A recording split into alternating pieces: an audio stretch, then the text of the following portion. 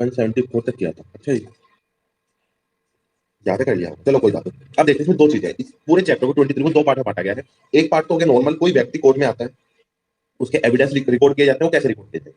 किसी विटनेस को बुलाया जाता है कोर्ट में, और उसके जो एविडेंस है वो किस तरह से रिकॉर्ड किए जाते हैं, वो सारी चीजें कहां पर है? इसके पार्ट ए।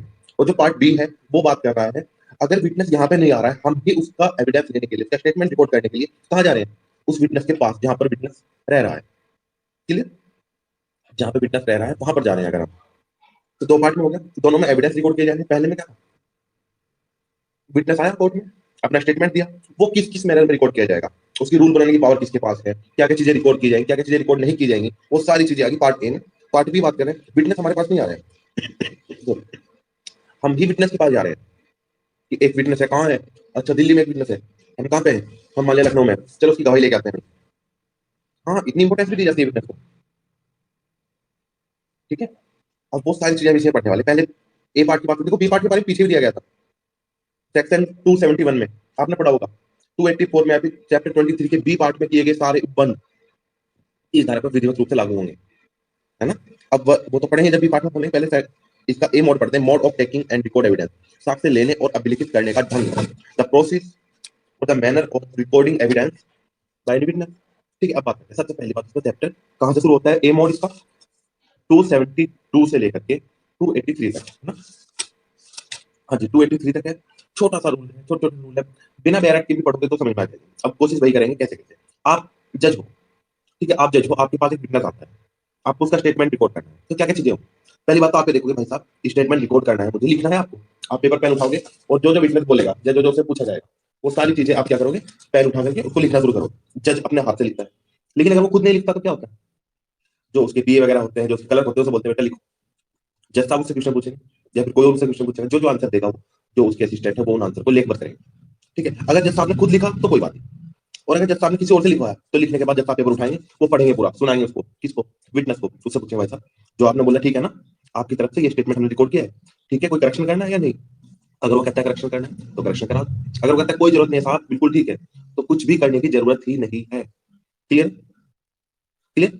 या फिर अब दूसरी बात आती है कि भाई साहब कौन सी लैंग्वेज में लिखे? मुझे तो 5 लैंग्वेज आती है, कौन सी में लिखूं? तो इन्होंने साफ साफ कह दिया कि जो कोर्ट की लैंग्वेज होगी, जो उस न्यायालय की लैंग्वेज होगी, उस लैंग्वेज में लिखा जाएगा।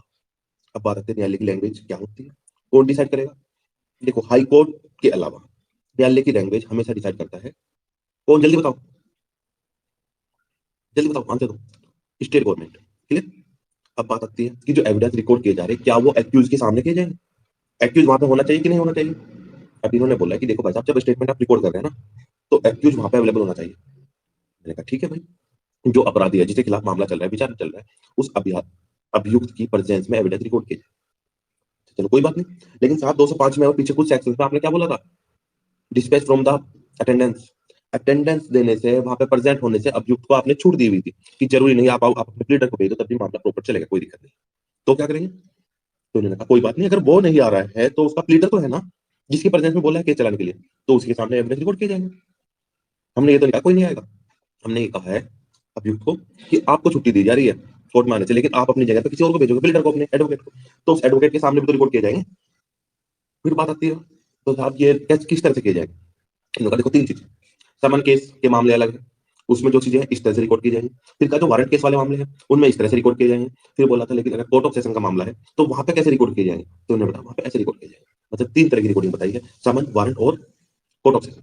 समन, वारंट और court of session, court of session, warrant और समन। क्लियर? हमने कहा ठीक है भाई साहब, कोई दिक्कत वाली बात नहीं है। फिर बाद में हमने पूछा कि साहब वो तो ठीक है, लैंग्वेज ऑफ कोर्ट तो हमने देख लिया कि कोर्ट की लैंग्वेज क्या होगी, ये इसमें पूछा जाएगा, इसमें लिखा जाएगा। अब बात आती है language of record of evidence. Evidence record करने की लैंग्वेज क्या होगी? वो जो हमने लैंग्वेज अभी देखी थी, वो लैंग्वेज किसकी है? उस कोर्ट में जो पूछा जाएगा वो सारी चीजें की लेंगे, और ये एविडेंस रिकॉर्ड करने की लैंग्वेज क्या होगी? तो उन्होंने यही बोला है कि सही मायने में तो लैंग्वेज वही होगी जो कोर्ट की लैंग्वेज है। और अगर विटनेस किसी और लैंग्वेज में आंसर दे रहा है तो एक ट्रांसलेटर बैठेगा हमारे पास, जैसा आपका, वो ट्रांसलेट करता रहेगा, हम उसको कोर्ट की लैंग्वेज में लिखें।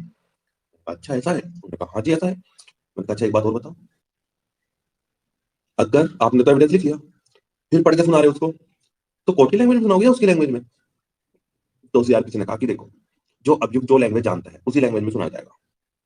विटनेस को भी जैसे भी विटनेस को सुना था हमने कि बता भाई कोई गलती तो नहीं है, तो हम उसको जो कोर्ट की लैंग्वेज में चेंज किया, दोबारा उसकी लैंग्वेज में चेंज करेंगे उसको, फिर उसको बताएंगे, सुनाएंगे। ठीक है? फिर उसके बाद बोला है कि ठीक है आपने सारी चीजें लिख ली, अब युक्त को समझाओगे, इंटरप्रेट करोगे उसको उसकी लैंग्वेज में जो अभियुक्त जानता है, समझाओगे सुनाओगे सारी चीजें। अब इन्होंने बात की है कि जो इंटरप्रेटर है, चलो वो तो रिपीट करेगा ही उसको। फिर इन्होंने बोला कि जो उस व्यक्ति के भाव भंगिमा है साक्षी के, जो विटनेस उसके चेहरे के भाव वगैरह, अगर वहां पे मजिस्ट्रेट आपको कुछ ऐसा लगता है कि कुछ चेंज है, कुछ रिकॉर्ड करना चाहिए, तो वो चीजें भी मजिस्ट्रेट ध्यान में रखेगा और अपनी रिपोर्ट में लिखेगा। एक व्यक्ति है, कह रहा साहब मेरे से गलती होगी, मैंने देखा था, लेकिन हंस रहा, हंसी नहीं रुकी उससे उसकी, तो मजिस्ट्रेट रुके। एक व्यक्ति गवाही दे रहा है लेकिन रो रहा है, डरा हुआ है बहुत, तो वो चीजें लिखे। ठीक है, वो चीजें भी विटनेस एविडेंस में रिकॉर्ड की जाएंगी बाय मजिस्ट्रेट। क्लियर। अब दूसरी बात है, अभियुक्त ने जो लिखा है उसका एग्जामिनेशन भी किया जाएगा प्रॉपर। ठीक है, और तीसरा कह रहा है आगे कि जो ट्रांसलेट कर रहा था व्यक्ति बोला था ना लैंग्वेज में ट्रांसलेट करो, वो बाउंड होगा सच बोलने के लिए, लीगली बाउंड है वो सच ही जवाब देगा, ना कि झूठ बोलेगा कहीं पे भी। विटनेस जैसा बोलेगा सेम टू सेम वैसा ही मजिस्ट्रेट लिखेगा। हाँ जी बिल्कुल वैसा ही लिखेगा। तो वो चीजें अभी आएंगे, डिटेल में पढ़ेंगे उनको, किस मैनर में लिखे जाएंगे, किस तरह से पूछा जाएगा। देखो एक मैनर तो होता है नॉर्मल वार्तालाप करते हैं, उसे पूछा गया उसने या जो बताता रहा साइज लिखते रहे। एक मैनर होता है मजिस्ट्रेट की डिस्कशन पावर होती है, वो क्या करे, क्वेश्चन करे, वो लिखेगा मजिस्ट्रेट उसमें। अभियुक्त से पूछा गया क्या उसने, सॉरी विटनेस से पूछा गया क्या उसने अभियुक्त को पहले कभी देखा है, विटनेस ने जवाब दिया हाँ 2 साल पहले मेरे घर आया था। ऐसी चीजें क्वेश्चन आंसर फॉर्म में भी लिखा सकता है। फिर सबसे लास्ट आता है ये जो मैनर है एविडेंस रिकॉर्ड करने की, ये कहाँ से आएगी, कौन बनाएगा। तो इसने कहा है जो हाई कोर्ट है, हाई कोर्ट रूल बना सकता है किस तरह से रिकॉर्ड की जाएगी। क्लियर। सॉरी, प्रोसेस समझ में आया थोड़ा सा, बोलो प्रोसेस समझ में आया कि नहीं आया। क्योंकि कुछ ऐसा नहीं है, रटना कुछ नहीं है, समझ में आ गया तो आप पढ़ेंगे इसको। नॉर्मल देखो अपने आप को एज्यूम करो कि आप जज हो तो आप क्या क्या चीजें रिकॉर्ड करोगे। ओके, अब पढ़ते हैं सेक्शन। बैरक खोल लीजिए अपना जल्दी से, जल्दी से बैरक खोलिए। सीआरपीसी में 1 महीने में कवर करना था, लेकिन फिर भी हमारा आराम से चल रहे हैं, तो एटलीस्ट याद कर लेना साथ साथ। ठीक है, वो इसलिए चल रहे हैं क्योंकि मुझे पता है कि सीआरपीसी थोड़ा सा टिपिकल है और थोड़ा सा लेंथी है, लोग पढ़ते नहीं है, लेकिन अब पढ़ना चाहिए, बहुत आराम आराम से चला रहे हैं। ठीक है, पढ़ते हैं। अब आ जाओ सेक्शन 272। 272 बात करें language of court. This state the state government may determine what shall be for the purpose of this court the language of court within the state. कि किसी भी स्टेट में, किसी भी स्टेट में कोर्ट की लैंग्वेज क्या होगी, कि कोर्ट की लैंग्वेज वही होगी जो स्टेट गवर्नमेंट डिसाइड करेगी। किसी भी स्टेट के लिए, एक स्टेट, स्टेट का मालिक कौन है, स्टेट गवर्नमेंट है, वो डिसाइड करेगी कि इसके अंदर रहने वाले कोर्ट की लैंग्वेज क्या होगी। क्लियर है, other than high court, high court की लैंग्वेज में नहीं आएगी। हाई कोर्ट की लैंग्वेज कौन डिसाइड करता है, आपको कॉन्स्टिट्यूशन में याद करना आर्टिकल कौन सा है, 272। क्लियर। 273 बात करें evidence be taken in the presence of the accused. बैरक आप खुद पढ़ सकते हो, बैरक में कुछ पढ़ने की जरूरत नहीं है पढ़ाने की। ये कह रहा है जहां एक्सप्रेसली प्रोवाइड नहीं है, जहां लिखा हुआ है कि उसकी प्रेजेंस में नहीं होगा, उसके अलावा। ठीक है, जो उपबंधित है वहां पे तो सीधी बात है, जो उपबंधित होगा उसी हिसाब से होगा।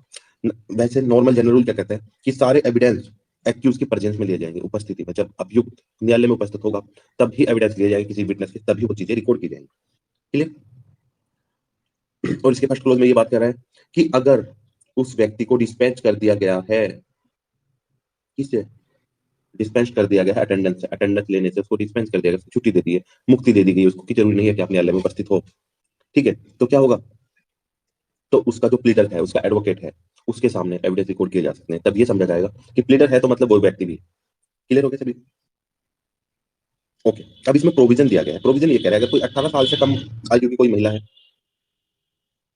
और जिसके साथ कोई रेप वगैरह का ऑफेंस हुआ है या कोई सेक्सुअल ऑफेंस हुआ है, तो उसके लिए कोर्ट ये डिसाइड कर सकता है, ऐसा नियम बना सकता है, ऐसा सुनिश्चित करेगा कि उसका सामना अभियुक्त से न हो। वहां न्यायालय यह सुनिश्चित करने के लिए कि ऐसी स्त्री का अभियुक्त से सामना न हो और साथ ही अभियुक्त की प्रतिपरीक्षा के अधिकार को सुनिश्चित करते हुए समुचित उपाय कर सकेगा। न्यायालय ऐसा उपाय कर सकता है कि इस महिला का सामना किससे ना हो, अभियुक्त से। कि जब अभियुक्त होगा तभी महिला को नहीं बुलाया जाएगा, या जब महिला को बुलाया जाएगा तभी अभियुक्त को यहाँ नहीं रखा जाएगा। ठीक है, एक्सप्लेनेशन में एक्यूज की बात करें कि एक्यूज का मतलब सिर्फ नॉर्मल किसी भी अपराध को अभियुक्त के साथ साथ जो 106 वाला पोर्शन था ना सिक्योरिटी वाला, वो वाला व्यक्ति भी अभियुक्त माना जाएगा। हमने कहा ठीक है। 74 बात कर रहा है recording in summon cases and inquiry. अब 74, 75, 76 तीन सेक्शन, 74, 75, 76, 76, 75, 74, 74, 75, 76। ये समन केस की बात कर रहा है, ये वारंट केस की, और ये बात कर रहा है court of session. Summon case, warrant case, court of session, court of session, warrant case, summon case, याद रहेगा। 74 summon case, 75 warrant case, 76 court of session. अब यहाँ पे अगर कोई विटनेस रिकॉर्ड किया जा रहा है तो उसका स्टेटमेंट कैसे रिकॉर्ड किया जाएगा, उसका एविडेंस कैसे लिया जाएगा, ये प्रोसेस वहां बता रहा है। आज 4 लोग प्रेजेंट है, बाकी सब कहाँ गए, इसलिए सबको छूट मिल गया कि लाइव क्लास की क्लास रिकॉर्ड हो जाती है। बहुत बढ़िया, कोई नहीं, ये हम पे डिपेंड करता है, हम बंद कर सकते हैं लाइव क्लास को, रिकॉर्ड कर लें, रिकॉर्डिंग के बाद ही बंद कर सकते हैं, रिकॉर्डिंग भी नहीं कर सकते, हमारे हाथ में है तो।